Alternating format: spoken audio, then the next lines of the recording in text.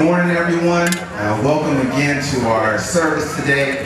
Our service this morning, again, our focus this month is trust. I'm Dapper, one of the next gen leaders. We'll introduce everyone that's on the stage in case we don't know who they are. And then we're going to go over how we're going to do today's service. So, of course, our panelists include Pastor Wale and Pastor Yemisi, Faye, one of our next gen leaders, Tosin, another one of our next gen leaders, Sheila, and Balumi. So these are our panelists. Can we give them a round of applause? Our panelists for today's service on trust. So a few housekeeping things. If you have a question in the audience, you're welcome to come to the front middle of your row. We have mics on 3 sectors, one over here, one in the middle, and one on my far left. Okay, so if you have a question, you're welcome to do it that way. If you don't feel like asking the question yourself, we have hosts that have index cards. You can raise your hand, we can give you an index card, and we can take it from there as well. And we're also taking questions on Instagram for those following us on Instagram. If you type your question in there, we'll have someone get that question to me, and we'll ask it from there. Sound good? All right, so we're gonna have a good time in the service.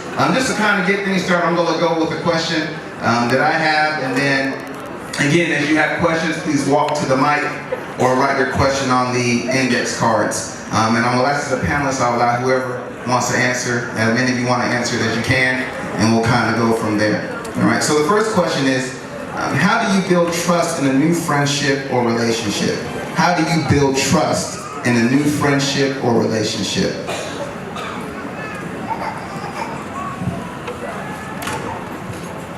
Sorry, I didn't hear the question. All right, one more time. How do you build trust in a new friendship or relationship? How do you build trust? All right, I think I'll take a stab at that. So, like we said earlier, this is, before I answer the question, this Sunday we're talking about trust, and it was a carryover from 2 services, the last Ignite service where we were talking about relationships and we ended on trust. And this month we're going to be focusing on trust. So we're going to start with trust questions and we'll keep it open. So the question was, how do you build trust with a new relationship, right? With someone when you get into a new relationship. The best way to build trust when you get into a new relationship is forget about the old relationships and coming into this relationship with a blank slate.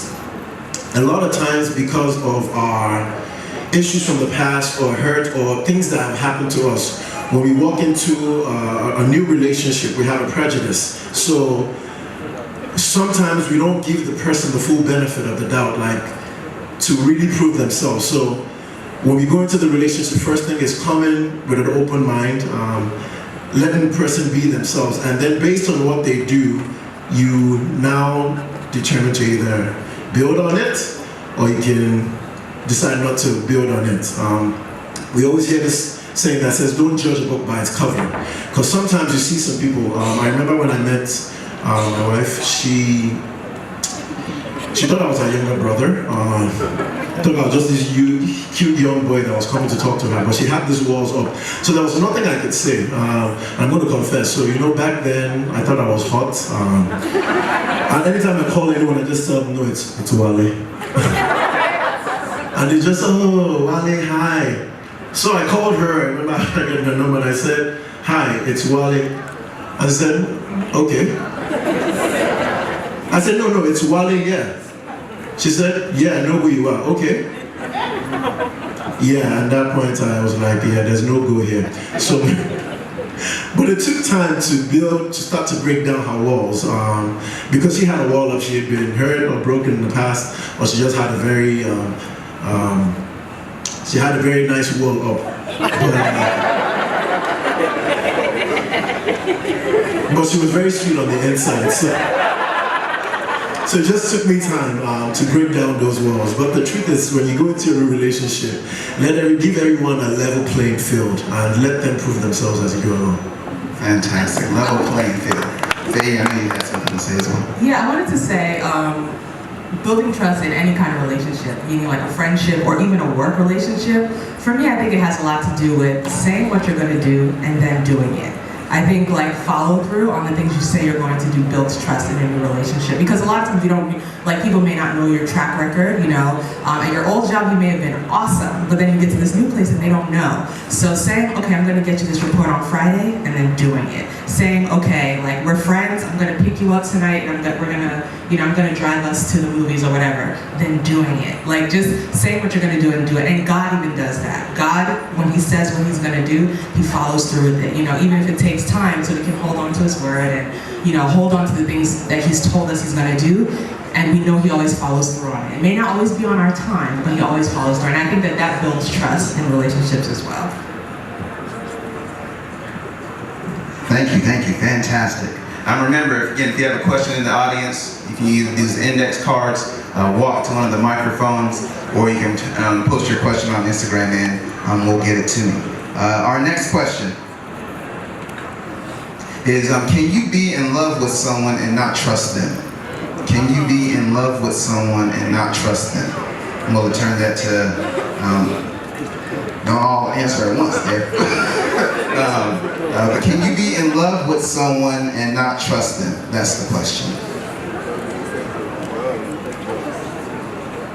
I mean, I think it's quite difficult to be in love with someone without trusting them, because I feel trust also creates intimacy and stuff, because I feel I should be able to have confidence in you, I should be vulnerable with you as my partner or my girlfriend and all that. So having a relationship where I don't trust you, then I don't think that there's need for us to actually go forge ahead. So first things first, we'll be able to trust each other, and we'll be able to rely on you, whatever you say, you actually mean it. And I think with that, we can aid each other's trust and so for me, I don't think I can love someone without trusting them. Awesome. Thank you, Tosin. Sheila? I think maybe in an intimate relationship, it might be different from other types of relationships. So I'm thinking about, can I love my family member and not trust them? And I think I can. I think that it's possible, because sometimes, you know, you can't pick your family, you can pick your friends now, but family, you're kind of stuck with them. And I think that there could be that place of, you know, if your family member has broken their trust multiple times, I think I can still love you because you're my family. I still love you. I would say, like, I got a love for you, but I might not be able to trust you. So maybe there is a certain extent to which the relationship can go, or there are things that I can't expect from you, but it doesn't change the fact that I love you. If I borrowed your money a few times and you never returned it, I probably won't do it again, but it doesn't change the fact that I love you. So I think depending on the relationship, you can have love for someone even if you don't trust them. Okay, let's chime in there a little bit. So I think even for a romantic relationship as well, it's possible to be in love with somebody and not trust them. Because being in love with somebody is a matter of emotions. It's a matter of how you feel. You know, it's kind of like goes up and down. But trust comes into that territory of logic, of rationale, of reason. I don't know, how many of us have watched all those shows on Bravo, Married to Medicine, and all these other kind of shows, that something goes up between the couples, and but I don't trust him, but I just still love him, you know. And so the next you know, that you could very well be in love with somebody, but the trust can still not be there, even in romantic relationships. So I think what we took away from that is that nobody watches Married to Medicine. Confessions, yes. All right, excellent. Okay, so our next question, as we're talking, because I think, you know, one or two of you mentioned family when we were talking about, when you answered your question on trust. How can you trust a family member that has duped you in the past? I'll take that one. Not that I have experience with that, in case anybody's watching, but I don't think you necessarily have to trust your family members. I think that you need to use wisdom, and as Sheila mentioned, you can still love them, but you don't have to trust them. I think we all know that we don't pick our family members, and just as you mentioned earlier, I usually have walls up when I'm in a romantic relationship initially. But when you're working with your family or friends, I'm pretty open. And when you do something that causes me to lose trust in you, then I start backing away. But I don't necessarily think you have to trust everyone in your family. That'll be an ideal situation, and you can build on that. But some people are just not right. And whether they're in your family or not, I think you should give them an opportunity to prove themselves. But if time and time and time again, they've proven themselves not trustworthy, that's when you put on your wisdom hat and say, you know what, I still love you, but I'm gonna love you from afar. Because I can't put myself in a situation where I'm trusting you and you're proving to me over and over and over again that you're not trustworthy. We would like to trust our family members, but that's just not the case all the time.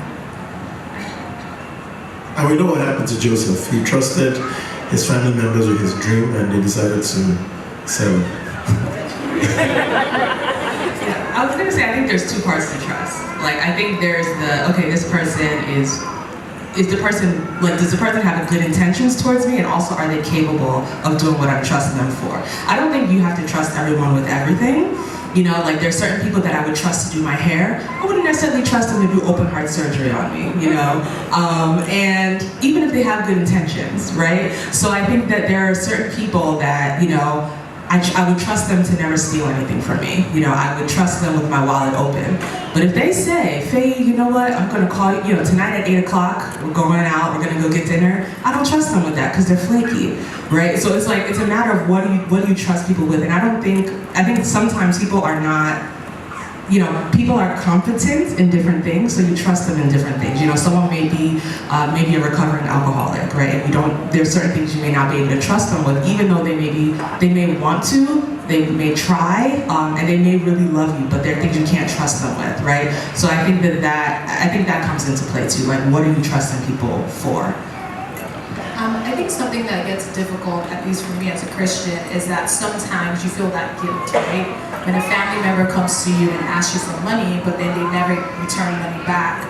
I think that there's that natural place as a Christian to feel guilty about not doing it, because the Bible says don't withhold money from anyone if it's in your power to do so, on one hand, but then every time the person comes, you have the money, but you're like, I'm never gonna get it back. So I think that sometimes that's a struggle that we face, but I also think that the Bible asks us to be wise in everything that we do. And so if you're in that position, because it's one thing not to have it, and it's easy to be like, I don't have it.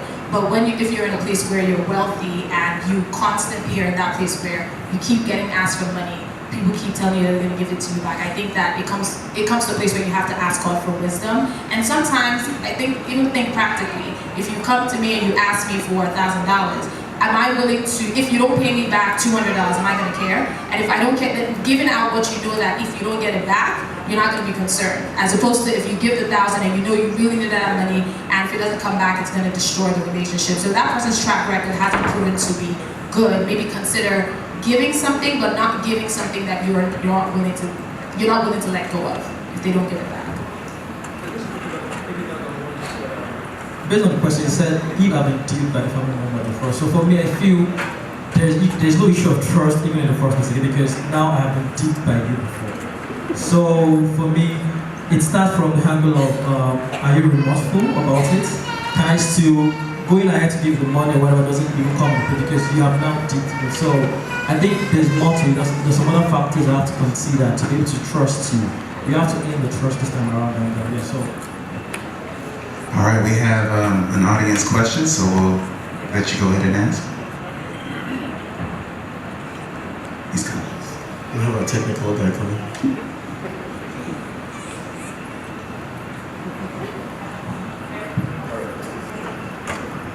Since we're talking on the topic of trust, I feel like everyone has varied interpretations, and I just wanted to know what your definition for trust was, because it seems from what I'm listening to could be external, which is based on maybe a person's consistent actions, and that's your understanding of trust, or is it based on your interpretation of maybe the person's character or preconceived notions, or is it coming internally in terms of an open heart and mind? Sorry. So you wanted to know the base trust. Okay. So trust is built on,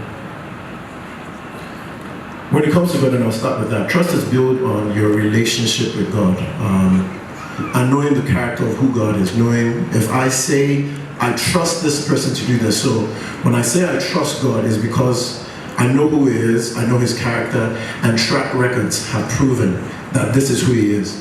I'll give you an example. When God was going to introduce Himself to the children of Israel, and He sent Moses, when He says, when they ask who is it, I said, I am that I am, go tell them that the God of their fathers, the God of Abraham, the God of Isaac, and the God of Jacob. Meaning, you know my track record, like, I've proven myself to these people, so I'm the same person that's telling you to come and trust me. So when I'm going to build my trust on God is based on His past and what He's done already. Did I answer the question? All right. Sorry, so based on that response, should you trust everyone? Because if you're saying that it's based on the track record, which I think then should we meet someone and not trust them until they've proven to us who they are? Or should we have the approach of trusting people when we meet them and being open? So for the best relationships to build something, you definitely have to enter into it with an open slate. In the sense that I trust you and I'm going to wait for you to prove me otherwise. If you prove me otherwise, then yes, I can say I don't trust you. But if I'm going into a new relationship, I'm going to go based on, I'm going to give you a clean slate, then prove me wrong. Family is different because we've grown up with family, and some of us have seen some things that have happened. So in that sense, maybe you know that person's character already, or you know who they are, and that's why it's not hard for you to trust. But if it's a romantic relationship, a business relationship, a church relationship, I'm going to take you as the face value first.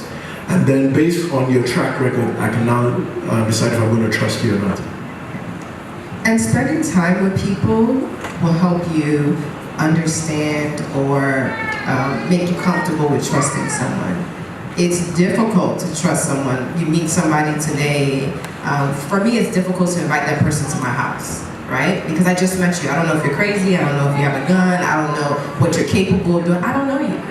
But over time, the more we spend time together, the more I understand your ideologies, your beliefs, that will determine how much I will trust you. I do agree that you need to have a clean slate, but I think wisdom is so important. One of the things I used to do, and I still do now, is when I meet people, anytime I'm introduced to someone or I meet people, I always pray about that relationship because I don't believe in accidents, and I really believe that there's a purpose for everybody you interact with. It might be for a season, it might be for a reason, or it might be for a lifetime. And understanding what the purpose of that person is will help me determine how much I can trust you and what I can trust you with. I can't meet you today and invite you over to my house and say, take care of my kids because you seem like a nice person.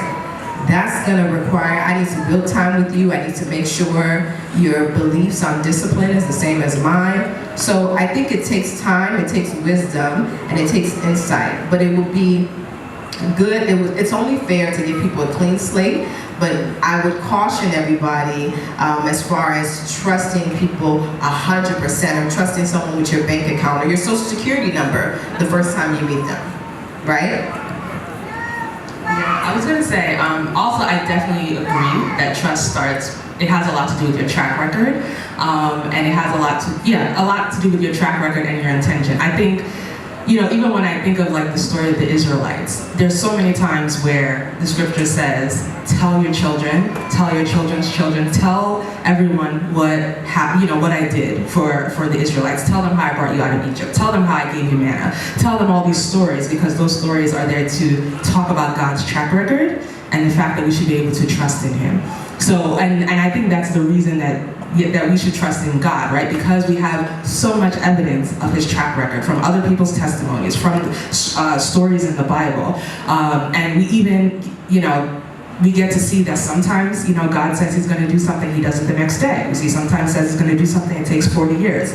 But, we get to see His track record, and that tells us that, I can trust in God regardless of what I'm seeing. I think similarly with other people, we do need some sort of a track record. record, and we should allow that to build over time. Like when you apply to a job, sometimes they ask for references. They want to see certain things about your character and your track record before they trust you with everything. I think really God really is the main person we're supposed to just trust with everything off the bat. But even that is because we have so much evidence of his track record in his word. With other people, we have to take time to get to know them and spend time with them first.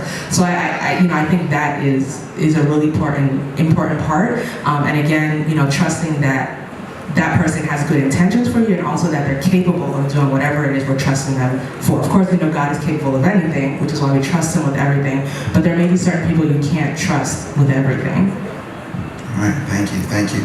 As you write your questions on your index card, just raise them up so that it can be collected and given to me up here in the front.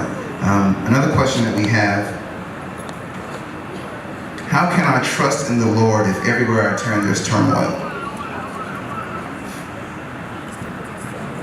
All right. So, trusting God doesn't mean that everything is going to be perfect. Trusting God is a simple definition I use, and is that I'm going to trust God that regardless of how good or how bad it gets, God has my best interest at heart. Pastor Gandhi said something on Wednesday. He says, when God makes decisions, it's not based on now. He makes his decisions based on eternity. And he was talking about the story of Hezekiah, how God said, you're going to die a certain time. And he prayed to God, and God said, you know what? I'm going to prolong your life. God prolonged his life, and he messed up at the end of his life. So sometimes it's good, sometimes it's bad. In the end, we have to always have to have at the back of our mind that you have a good God. And it's not because of how good we are, it's because of how good he is. So, you might not understand sometimes, but the Bible also says that all things work together for good for those that love the Lord. I think Christianity sometimes, and we've done a bad job as preachers, as teachers, where we tell people that, just come, everything is going to be all right. The truth is, everything is not going to be all right. But the promise God has with you is that I'm going to be with you all step of the way. And I think that a lot of it sometimes we're faced with turmoil just by putting on the news.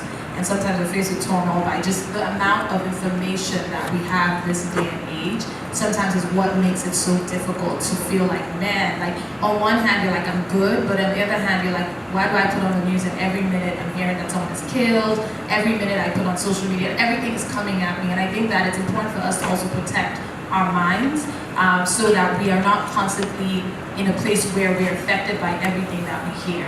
And that is why it's so important to, for people to share testimonies and share about the good things that God is doing in your life, because sometimes even though I feel like things are not going on well with me, when I hear other people's testimonies, that's what the Bible says, we overcome by that. And sometimes overcoming the turmoil that life brings is by hearing that, God is still good because he did this for this person. So I might not have a job right now, but hearing that somebody else got a job makes me remember the goodness of God. And I think that that's important for us to go out of our way to try to fill our days and fill our minds with the things that are good.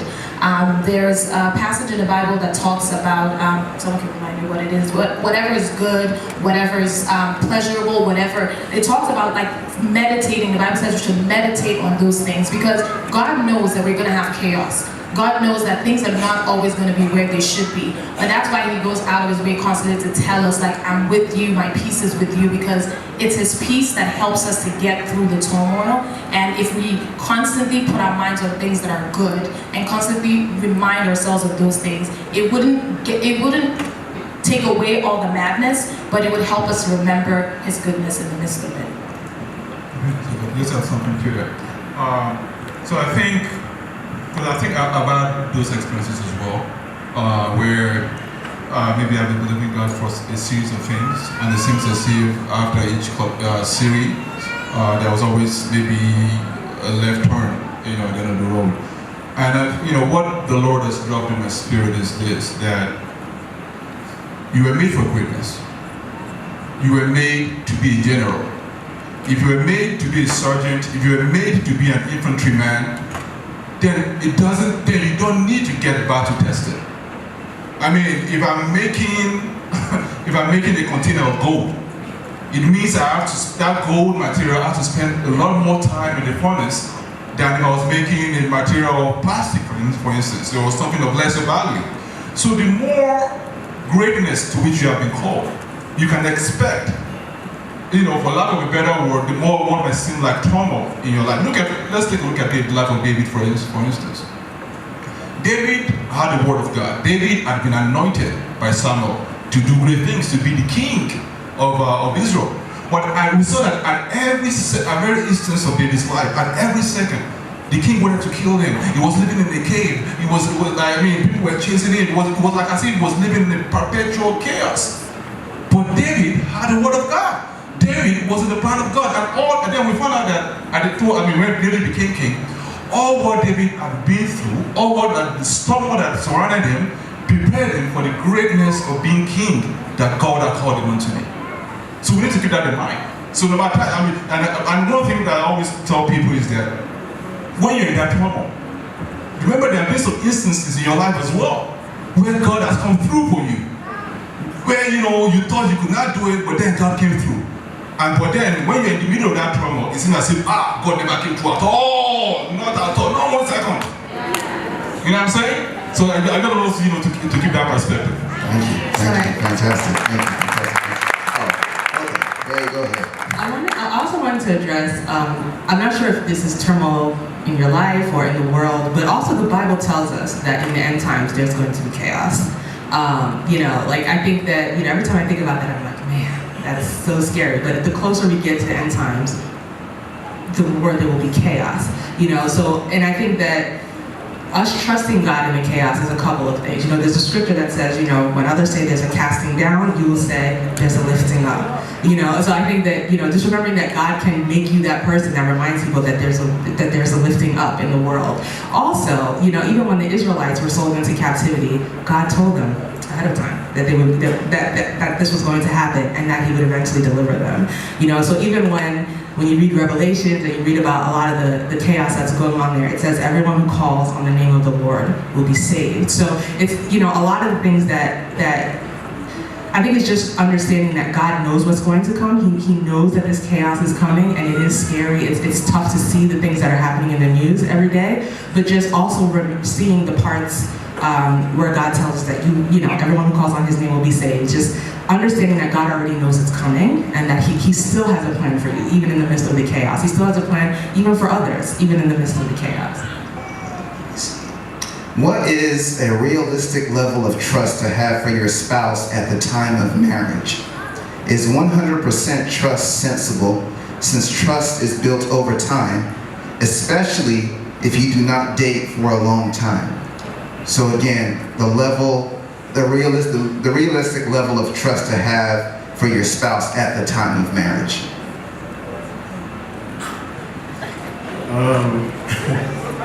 That's a tough one, but realistic levels. Now, I can only go based on experience. When I went into marriage, I had no doubt that this was the person I needed to be with, and the trust was 100, and it's still 100.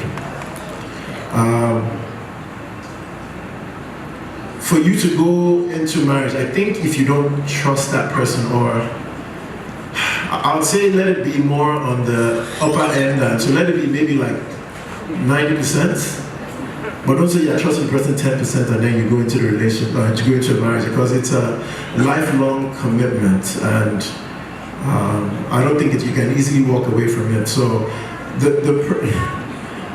the best scenario, the best example would be 100%, but we know that's not possible for everyone. But if you're going in, be as close to 100% as possible, because when you get in there are things that are going to come and test that trust. And then if it's only 10%, it'll probably be 0. And so I'm trying to figure out the best way to say this. Yeah, let me take a stab at that. So I think, particularly when it comes to the issue of marriage, if you're going to be marrying somebody, so the Bible says two shall become one. So you have a compartmentalization going on at that point, right? I feel that you have to trust the person 100% at the point that you're getting married to them. the 90, the 80, the 70, the 60 is for when you're dating. Because at the point when you say, I do, you're done, basically. I mean, so, so you're done. So if you're not 100, there's no like, there's no dotted line, there's no exit door. You know, so I feel like, the 70, the 80, the 90 has to be at the point when you are dating. And I don't, So spend time dating. Yeah, spend time dating, yeah. And and also, when you're married to somebody, there are certain things there are levels of trust, there are layers of trust. There are going to be some layers where you're going to trust them to be, let's say for instance, maybe you think, okay, this person might be a good father, but when it comes to maybe budgeting, maybe he's a 7, maybe, so those are those kind of things that you have to collate together. But I feel like by the time you say I do, you better be doing So I really think that Sheila and I need to answer this question because the men answered first, they jumped at it, and I like the response. I think it was very good, but Sheila, I want to hear from you as well.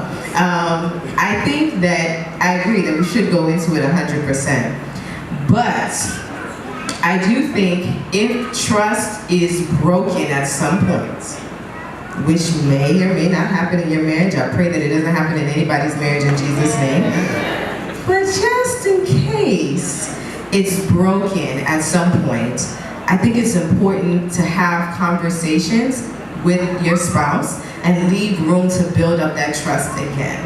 I strongly believe that what you all said is the right answer, but it's the ideal answer. And we know that sometimes, and maybe it's different for women and men, and that's the reason why I said I wanted Sheila to answer.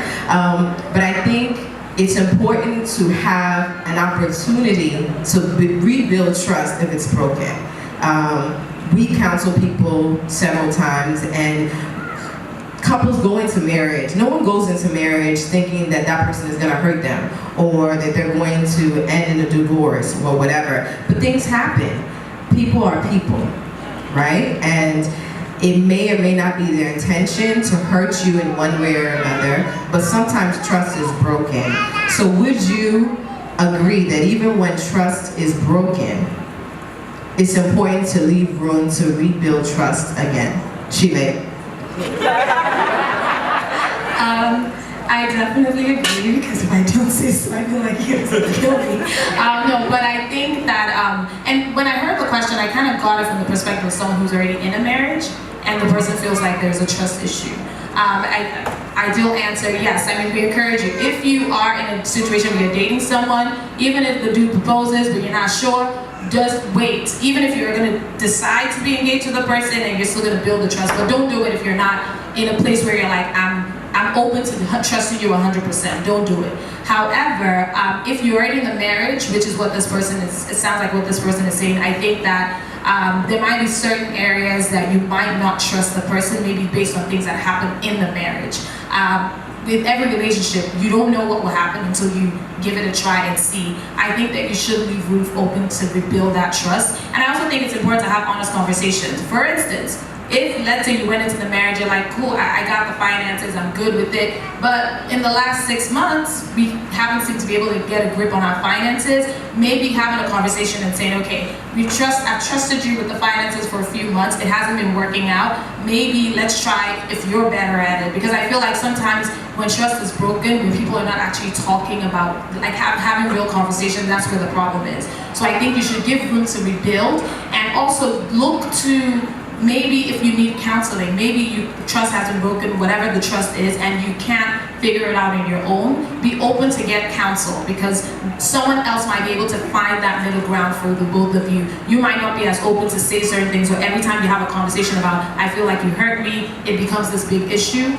Be open to seek counseling and have other people talk through the issues with you so that you can rebuild your trust. Because if you marry this person in the hopes that you're going to be together forever, I'm sure you didn't think that there were never going to be issues. So when you hit a block, when you hit issues, be open to talking through it and rebuilding that trust in that area. Don't be like, oh, you broke my trust with this, so I'm never going to trust you again. That's going to only hurt your marriage. So I think just be open to working through the issues every time you get there. Fantastic. Thank you. I have 2 more questions we'll try and get through in the next couple of minutes before we close out. So this one's coming from social media.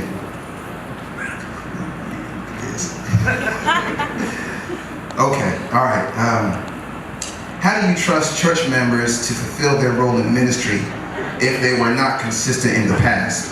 So I'll allow one person to answer this question, one or two quick answers. Again, how do you trust a church member to fulfill their role in ministry if they were not consistent in the past? Why is everyone looking at me?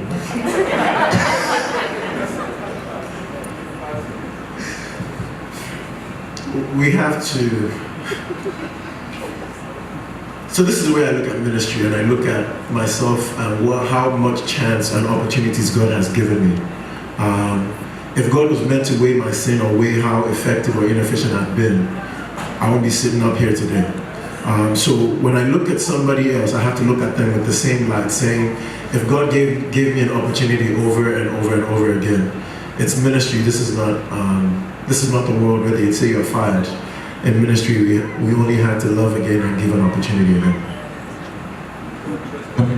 So I think particularly when it comes to ministry and trusting in somebody, let's for instance now, I lead the ushering team here at Ignite. Let's say I have an usher that, has been unreliable, doesn't show up on time, doesn't let me know when he or she is not showing up, maybe, asks for information, he or she randomly chooses when to offer that. I think the responsibility of what to trust or when to trust kind of partially falls on me as well. The Bible says to whom much is given, much is expected. So as a leader, it's my position to help, give him or her little tasks where he or she can prove out himself or herself faithful.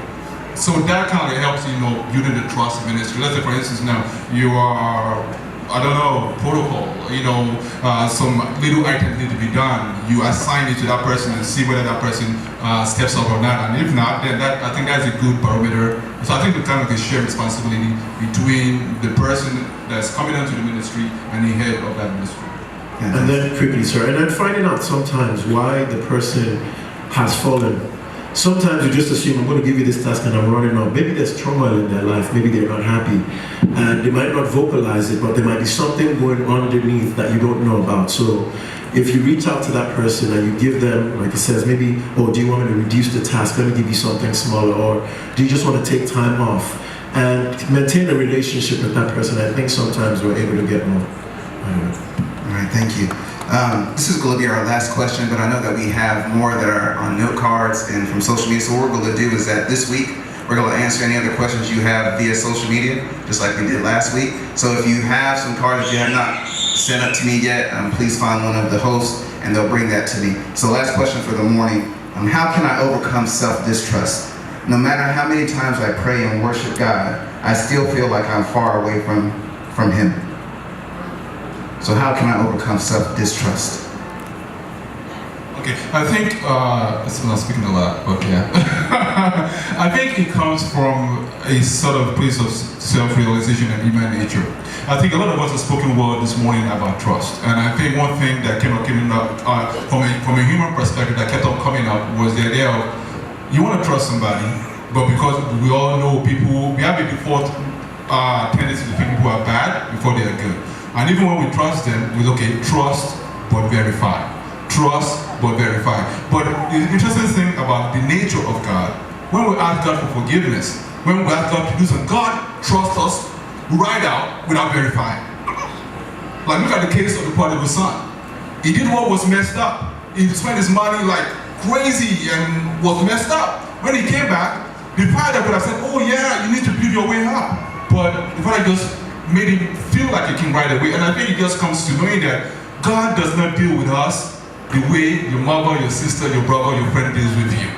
God does not have the same standard for you that your brother, your mother, your sister has for you. The standard for God for you is of God's standard. I love you, I'm treating you like a royal, whether you messed up or not. So once you have that consciousness, once you have that line of thought, I think it helps a lot. Important to get to the root of why you're not trusting yourself. What is the core, what is the root of this self-distrust, and try to figure out how to deal with that and move forward. If you continuously do the same thing over and over and over and expect a different result, you're lying to yourself. And we all know only a fool does the same thing over and over and expect a different result. And we can argue that humans are sometimes fools, right? Because we try, and then we fall again.